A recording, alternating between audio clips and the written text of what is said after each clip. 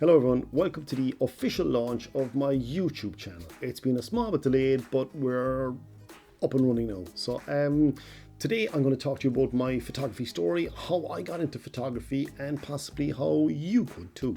So let's get into it and I'll tell you everything.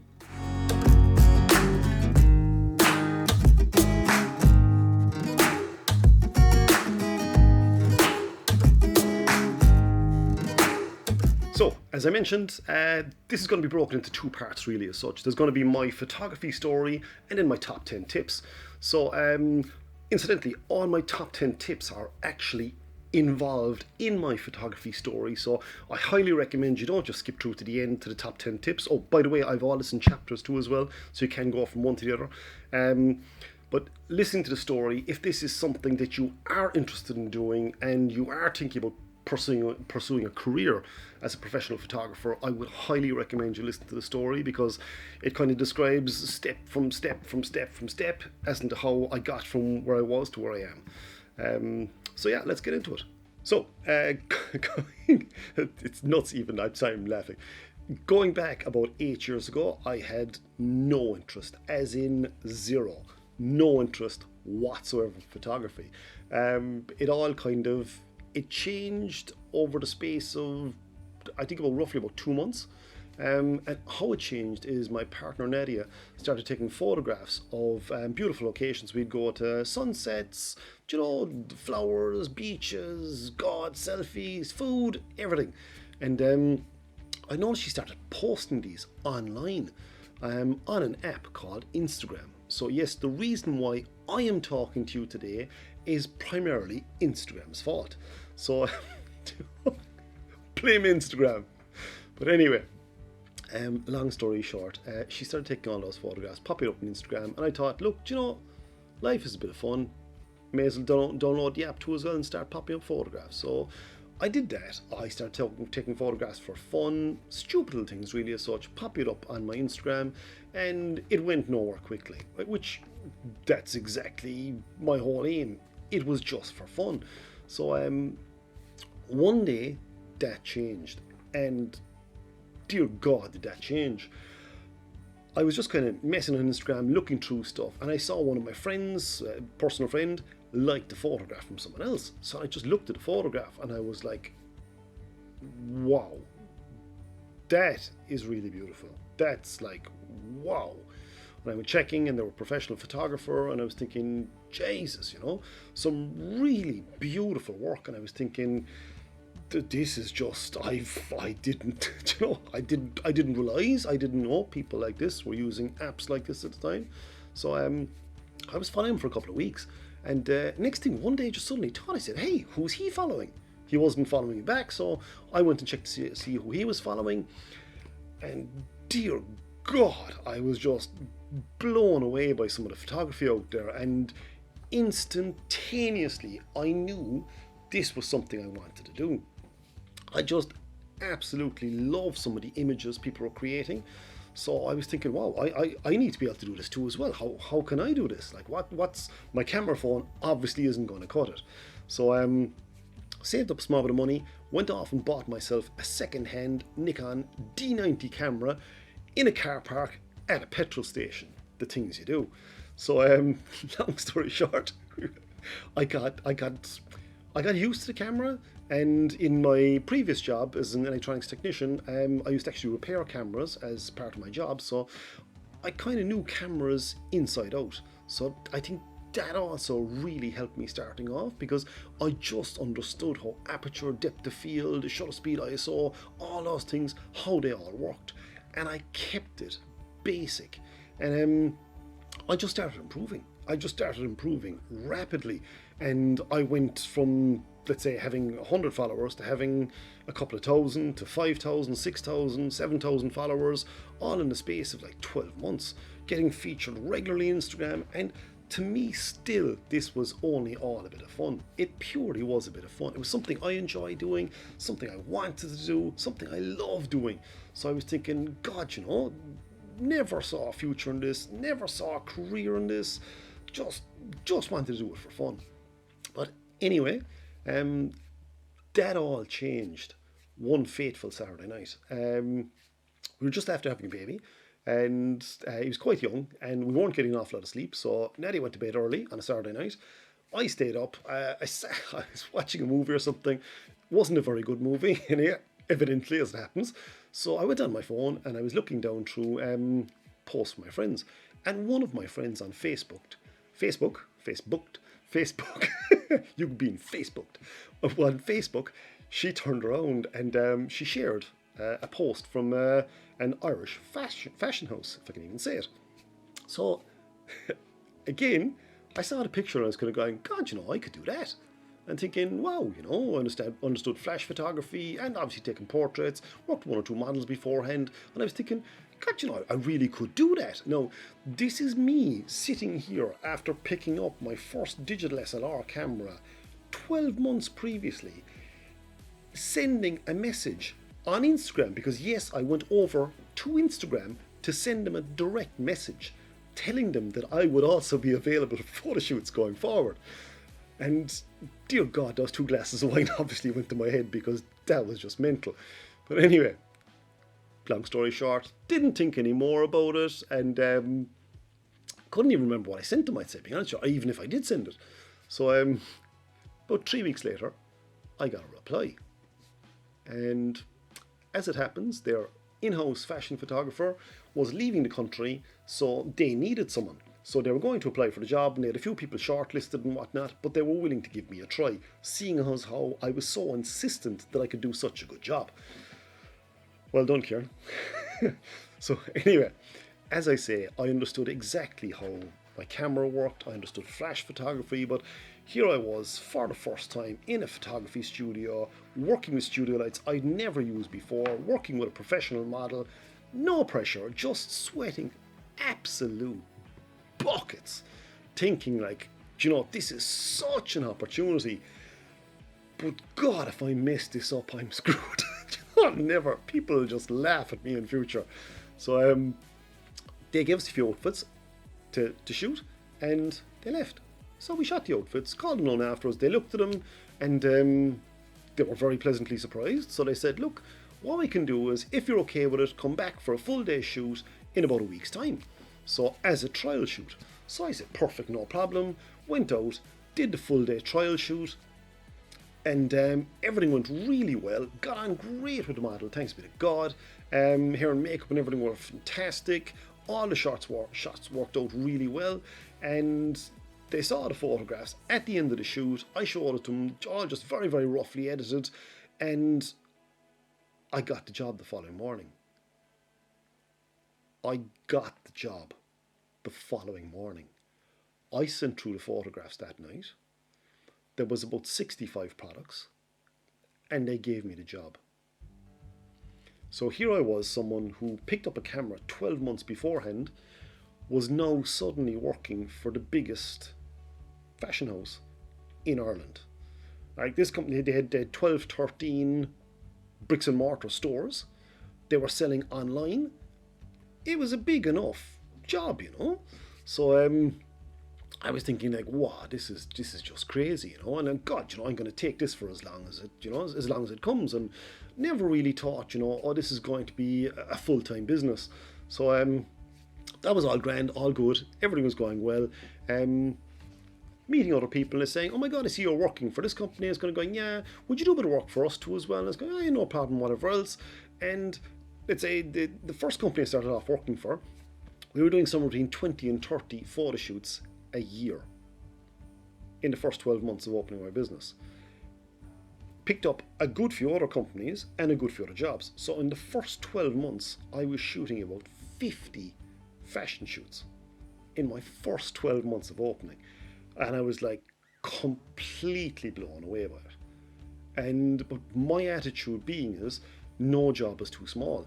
And it really helped, because I got in with all these companies and they kept giving me more work and more work and more work. And next thing, oh, my friend is a jewelry designer, would you shoot some jewelry for her? I was like, yeah, give it to me, no problem. Like, not having ever shot jewelry before, but I was committed to learn. So I spent hours, and I mean hours, I'd say days would probably be a better way to describe it, photographing one ring, and I spent forever. And I tried different lights, I tried different lighting techniques until I understood it. And when I did, it all just fitted into place. But I had to understand it completely, and it blossomed from there. Going on to portraits, started doing a lot of portraits, family portraits for people, newborn sessions, did a load of newborn sessions, absolutely loved the newborn sessions, brilliant crack, lovely people, sharing special moments with clients. That was fantastic. But and again, the whole time then, doing landscapes. So I was shooting landscapes and I was out doing workshops with people, and I suppose the workshops are one of the things I absolutely adore, for the simple reason being is it's not that you're making people better photographers, but it's that you're helping them on their journey. So they're already going places, but you're just slowly helping them correct maybe a few small mistakes they're making. Or, even better, people starting out in photography. They're just after buying their first camera. They don't really know what they're doing. You go to the beginner's course and people are blown away. They're just kind of going, wow, I can do this. And you're going, yeah, you bloody can. If I can do it, you can do it. So, oh yeah, never point to the camera. That's the other thing you should never do. I was told that. Never point to the camera. Never. Because people feel as though you're picking on them or something. But anyway, sorry, no, I'm just missing. But so yeah, the landscapes I absolutely loved. They're great crack. You're out with people. You're showing them how to use photography filters. You're showing them depth of field. You're showing them where to focus. You're explaining about shutter speed and ISO, and people are capturing images that they're proud of, that they really like. But it's not just that they're going home with a photograph they like in the day, which I think is rubbish, because I think workshops are not about going home after 2 or 3 hours with someone and saying, oh my God, they helped me set up this photograph, they helped me do all this, I pressed the button and there's my photograph. If you don't learn how to do it yourself, then the next time you're in that situation, you won't be able to replicate it. So I suppose one of the things I always try and do with people is I try and get people to understand. So the next time they're in this beautiful location and they want to take the shot, it's going to help them. So yeah, that's it's my passion, I suppose I should say. So I absolutely love the sea. It's anyone who's looked at my landscapes would know I'm completely nuts about it, unfortunately, as Nadia says to me the whole time, oh, rocks and water again, Kieran, is it? I'm going, yeah, but if you like it, nah, why change, That's my motto. So anyway, folks, that was my photography story to know. There's a lot of other things I should and could mention. I'm just thinking off the top of my head. I was lucky enough to win the Landscape Photographer of the Year this year, and I've been incredibly fortunate to work with some absolutely amazing people and amazing companies. It's I represent a number of different companies, and I work with some of the, I suppose, I wouldn't say some of the top, because that makes me sound very cocky, but some of the biggest companies in photography I'm lucky enough to kind of work with. I started working recently with DJI, Adobe, Skylum, Format High Tech, Pixpah, and I'm hitting a microphone. That's never a good time. Don't point to the camera and don't hit the microphone. That's just nuts, But anyway, it's just crazy. If someone would have told me 8 years ago, Jesus, Kieran, you will have clients like, Dunnes Stores and Lidl and Royal Bank of Scotland and God, all these, you will be, your photographs will be published thousands of times, they'll be on so many thousand websites around the world. I just say, are you nuts? What the hell were you drinking? Calm down, lad. It just, so I suppose the thing with it is, as I keep saying to everyone, if I can do it, you can do it. You see, I didn't even point at the camera that time, so I am getting better. So, but in all seriousness, it's if you have the drive and if you have the determination, you can do it. You just need to push yourself forward. But more importantly, you have to give it 1000%. Because if you don't, there's another 40 or 50 people behind you more than willing to do it. So it's one of the things you have to do. It's been incredibly hard, being honest, sure, but I've kind of got there now. I've got to that level, but it has been an absolutely massive struggle. It was 70-hour weeks for the first 5 years, and I'm not exaggerating in that. It was trying to get jobs, getting jobs, trying to finish jobs, having jobs the next day, packing gear up, changing stuff around the place, editing, backing up, SEO, websites, design. It's mind-numbing the amount of work that goes into this, and you don't see it. My friends don't see it. My family don't see it. Nadia sees it, and the kids see it, obviously, because they hardly ever see me. But it's for other people. You just show up, you press a few buttons, you're gone. Then again, you've charged them so much, and they're thinking, "Christ, that's a great job." But and it is. But it's not as easy as that. So you really, really, really, really, really have to work hard at it. But in all fairness, it's been an absolute pleasure. I suppose working with all these companies, working with all these people, I have made a lot of friends. I genuinely have through this. I always tell people now, go for your dreams. Just you got to risk it for the biscuit, go for it. But you really, really have to go for it, So, but again, yeah, that was my story. Thanks very much for listening, guys. Yeah, looking forward to the next one. Not so sure what it's going to be on as of yet. But look, we'll see. It'll be out next Sunday. So, thanks again, guys. I think there's like 160 subscribers at the moment. So, you 160 people, love you.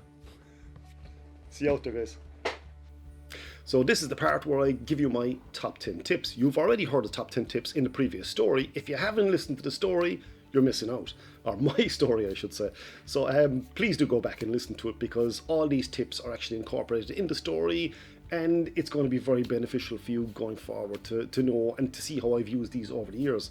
The first thing I should say before I give you tip one is 2021 has been an incredibly difficult year for a lot of businesses, as was 2020. So if you are thinking about becoming a professional photographer, it is going to be a lot harder this year. So you're going to have to push a lot harder. You're going to have to be far more creative, because there's a lot of very hungry photographers out there at the moment. So just do bear that in mind. Maybe 2022 is going to be your year if you think you aren't going to try and push for it in 2021. Anyway, let's get to the tips. So, tip number one is value. Now you might say, what's value got to do with photography? Value is incredibly important in every single aspect of photography. Whether it's portraits, whether it's landscapes, whether it's commercial shoots, anything. The person who's buying the product has to perceive that they're getting value. The photographer that gives the best value is obviously going to be the better or the more in-demand photographer. Now, value is a funny thing, because you have to look at it. Let's say we'll take a commercial shoot now, for example. Now, it's probably a very good example. If you have 2 or 3 models there, if you've a stylist, hair and makeup artist there then too as well again, a company director too, or business owner or whatever else, and obviously a photographer, then that photo shoot is going to be quite expensive. It's going to involve a lot of money. So the 2 things they're going to want to do is they're going to want to trust their photographer. And they're going to want to feel as though they're getting value from the photographer. Now, it doesn't mean you go out and you charge €100 for a day's work. That's just nuts.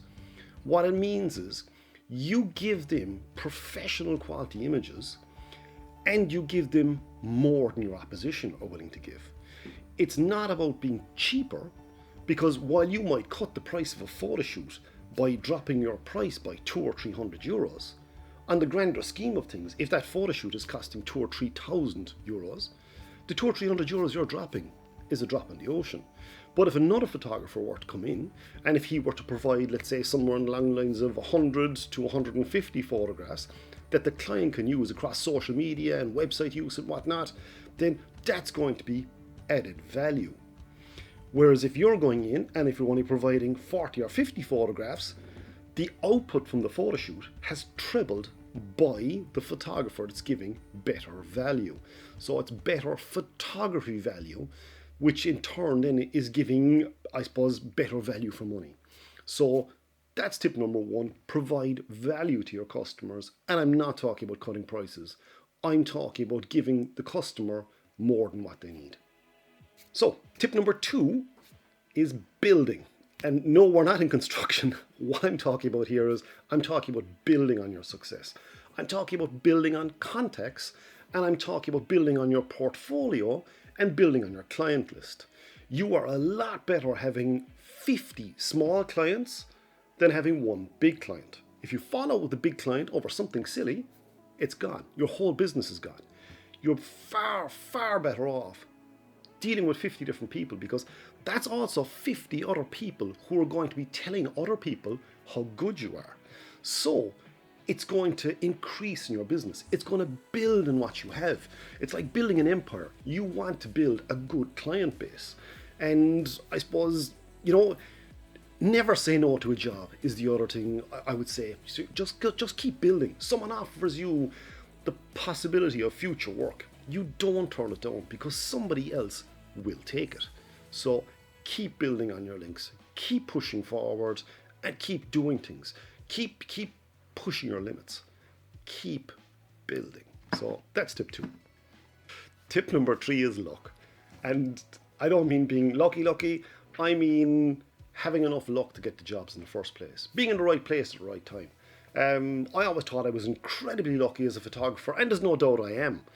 But it was only a couple of years ago, and again, I mentioned all this in my story before, and it was only a couple of years ago that a businessman said to me, I kept mentioning I've been so lucky to get this job and getting so lucky to get that job. And he stopped me, put his hand on my shoulder and said, Kieran, you do realise hard work puts you in good luck's path. It's not luck, it's hard work. So when I say be lucky, I'm saying be lucky, be in the right place at the right time, but also work hard at it. Really work hard at it. And that's totally going to stand to you. So that's tip three. Tip number four is hone your skill. And when I say hone your skill, I'm not talking about the technical aspects of photography. Yes, I'm talking about composition, I'm talking about product placement, but I'm also talking about learning to learn again. Learning to learn from your clients. When a client requests something, you need to understand why. So the same thing in a wedding shoot, or if you're doing a commercial shoot or something, we say commercial shoot, you're taking a commercial shoot, it's about the product. So the client has an exact view of how that product is supposed to look in a specific way. So you need to be able to translate that over into an image. So it's vital you can understand what the client is saying and then transfer that into a shot. So that's what I'm saying about hone your skill. Learn to learn. And when a client explains something to you, really listen to it and try and get it from their point of view. Forget about the photography aspect of it, right? Understand what they're saying and then flip it back in and convert that to a photograph. That's what I mean by hone your skill. It's as much about listening and understanding as it is about producing images. So that's tip number four. Tip number five, know your equipment. Yes, it might seem obvious, and a lot of people will say, oh my god, I know my camera, I know how to use this, I know how to use that. I suppose for me personally, and I see this quite often, I see professional photographers who, they want to change their ISO and they're popping their camera down and they're changing all settings and and fiddling around the place. For me personally, if you have to take your camera away from your face to change your aperture, to change your shutter speed, or to change your ISO, you don't know your camera. It's as simple as that. You should be able to do all those things via muscle memory. Straight away, if someone says to you, oh, can we shoot that at ISO 400? Pop it over to ISO 400. Shoot it at f11, change your aperture to f11. They want a specific shutter speed. Now, why would someone want that? They wouldn't, but I'm just throwing it at you. You need to be able to do it. If you're looking, oh, the scene is after darkening down a small, but you need to take a shot. It's very easy. Change your ISO without popping the camera down. Get used to doing it. because the ISO is usually the one most people have a problem with. Changing your aperture and your shutter speed should be fairly straightforward, just with 2 thumb dials and stuff. So really get to know the equipment. And the other thing with it is, get to know how far you can push your equipment, because it's all well and good being able to say, oh, do you know, my camera will take 46 megapixel photographs and blah blah blah blah. But if you don't know, or if you don't understand your camera's dynamic range, and if you don't understand exactly how to, let's say, spot meter, spot focus and all things like that, if you don't understand any of those things, then you're really not taking proper photographs, I suppose, the way I'd see it, because you don't understand what's actually going on in the camera. And that is absolutely vital if you want to get consistent photographs, because a lot of the times you're shooting at weddings, you're shooting portraits, they're moments, even commercial shoots, they're moments you need to capture. Do you know, a model looks at another model in a specific way and go, boom, that's it, cut. Same thing, the bride and groom look at each other, just a glance in a wedding. You know, if you were taking photographs of the crowd and you next you just look over, you just need to be able to change your shutter speeds, change your aperture, maybe change your ISO quickly in the space of about a second, fire off the shot, you got it. People say, oh my God, that was lucky. That's not bloody lucky. That's skill is what that is. And that's what I keep saying to people. If you can't do that, then you'll never capture those moments. So you can never truly be a very good photographer. So, and anyone can do that. Anyone. It's not about skill level, but it's about knowing your equipment. So anyone can know how to use their equipment and should know how to use their equipment. And if you're thinking about being a professional photographer, it's criminal if you don't know that. It really and truly is. You don't need to understand about focal length, depth of field, all those things, because going forward, it's going to be absolutely vital in your photography. And if you're going to limit yourself by your skill level, then you're just going to get left behind. You know, being honest with you, you really need to know every single facet of your camera. You know, that's the reality of the situation, unfortunately, nowadays. Tip 6 is to push yourself. And when I mean push yourself, I'm not saying, oh God, I'm going to try doing that job or whatever else. You don't try something, you go for it. You really go for it. You really push yourself. You really try with 100%. I've mentioned before in the story, if you're not going to do it, there's 30 or 40 people behind you who definitely will, and they'll be chomping at your heels to get the job. So when someone asks you to do a job, and if it's a genre of photography you're not used to, I suppose you don't say no. You say, oh God, I'll give that a try. Yeah, Jesus, seriously, give it to me, I'll do it. You know, it's that's how you open out future possibilities, future work, more clients. So I mean, it's really important. It really is really important to push yourself forward. Excuse me, to keep getting those jobs. And to keep going for it. So keep going for it, keep it up. Tip number 7 is about how to promote yourself.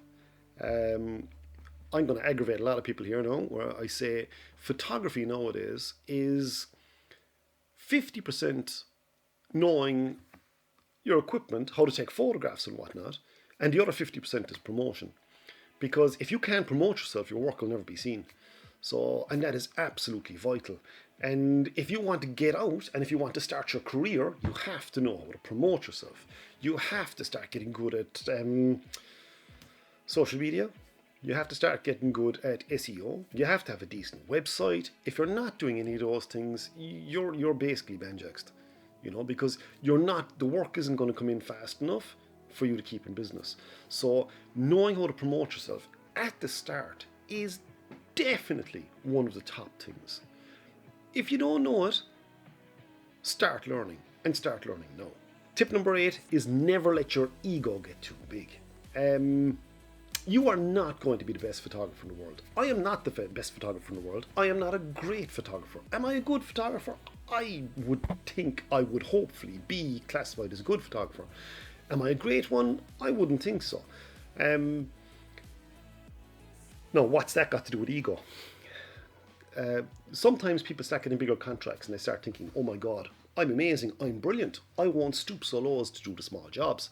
I can categorically tell you now, 2 of my biggest clients I have got from doing small jobs. One of them, they emailed 12 different photographers looking for someone to do a small photo shoot. I was the only one that got back to them. I was the only photographer that actually bothered to reply. I told them that, I just explained the smaller photo shoots, generally I suppose, they're not as worthwhile because you're taking up a day nearly as such, but you can packing up gear and everything else for it and whatnot. And but I said to them, I'm quite willing to do it, but I might be charging a small bit more than someone else. Just explain my case, talk to them. And we came to an agreement, and one thing led to another, and it's quite funny that they've actually, over the last 12 months, they have actually become my biggest client. So, and there's another company I can think of too as well, nearly exactly the same thing. Started off with a small photo shoot and started building and building and building and building. And again, business has gone up a lot over the last 12 months. But the point with it being is, if you just sit down and kind of say, oh God, I'm not going to go traveling for an hour there to go do that small Mickey Mouse job, then I suppose I'd say to you, right, what are you going to do for those, let's say it's a 2-hour return trip, what are you going to do for those 2 hours that's possibly going to give you future business down the road? It would want to be something that's very good and very important. If you're going to be online and promoting yourself on social media, that is never going to pay to the same extent as doing a job. Because doing a job is a confirmed client. If you can guarantee that that confirmed client is going to be happy with your work, they're going to keep calling you back and calling you back and calling you back and calling you back. So it's more work going down the line. Then they'll also talk to friends, other people in the same industry, and they'll say, God, I had Kieran Hayes there over on a photo shoot. Jesus, like, God, easy going enough sort of a guy, and God, we got through a shed load of stuff. Really happy with the photographs and whatnot. Give him a shout. There, I have his mobile there. There you go, get on to him. And they ring me up and I chat away to him, and hopefully it's another client. And it builds from there. But again, it's just not, don't refuse. Do not automatically refuse the small jobs. Take anything. And I don't care how big you are. Take anything. I mean, even to this day now, if someone asked me to do a small job a distance away, if I'm free and if I'm available, I'll still do it. Because God only knows what 2022 is going to bring. And I've thought this way all along. And in 2019, I know a number of times I thought, was I nuts doing this? But 2020 now, last year, I am so grateful.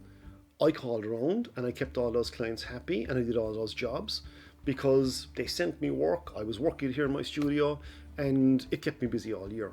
So never ever let your ego get too big. Just keep doing the work. Just keep at it. So that's tip 8. Tip number 9 is approach everything as a client. Stop thinking about jobs as a photographer. Yes, you're being employed as a photographer, but you need to understand exactly what the client wants first. And I mean exactly. Don't presume. If you presume, it mightn't be right. Whereas if you stop and talk to them and just kind of go through it, you both get a mental image of exactly what you want as an end result from the photo shoot, then you're going to have a happy client. And that's the way I'd always do it. I'd always stop and talk to people at the start. Now, admittedly, the first time you're working with a company or the first time you're working with a client, they might think, Jesus, this fella doesn't know what he's doing. And it could possibly come across that way, but I'm not worried about that because they've hired me for a photo shoot. I'm there anyway. And I know that once I talk to them for a while, and once I give them the work that they're going to be happy with, it's going to be repeat business. And I also know that if I'm shooting tethered to a laptop or tethered to my workstation, if I can even say it, tethered to my workstation here, that I'm going to press the shutter button and the photograph's going to pop up on screen. And the client's going to look at them and they're going to go, oh wow. Because you have to remember, if it's portraits, if it's a family shoot, like these are touching images. You're trying to give someone, you're trying to capture a moment for someone. If it's a wedding, it's exactly the same thing. Even again, going back to commercial photography, if you're taking commercial photographs of a product, you have to remember that product is that client's baby. That's something they love and they care and they have watched grow. So they are giving you faith, or they're putting faith in you so that you can capture that image and portray that product in the best possible way to future customers. So you need to understand that, and you need to approach every client completely differently. So you could shoot glass bottles, you could shoot whiskey bottles. I've done a few different companies there now, and one company will look for a certain style of image, the other one will look for something completely different. So I could presume, oh, they want this again, and go off and start shooting all the bottles like that and send them through to them, and then they'll tell me, oh yeah, thanks for that, Kieran. And I say, no problem, and I'll never again hear from them, because I have a preconceived idea of what they want, and it's not right. So again, talk to your client, listen to your client. The best photographers will sit down, they'll talk and they'll listen to their customers, because they truly understand how important these photographs are. And I can't emphasize that enough.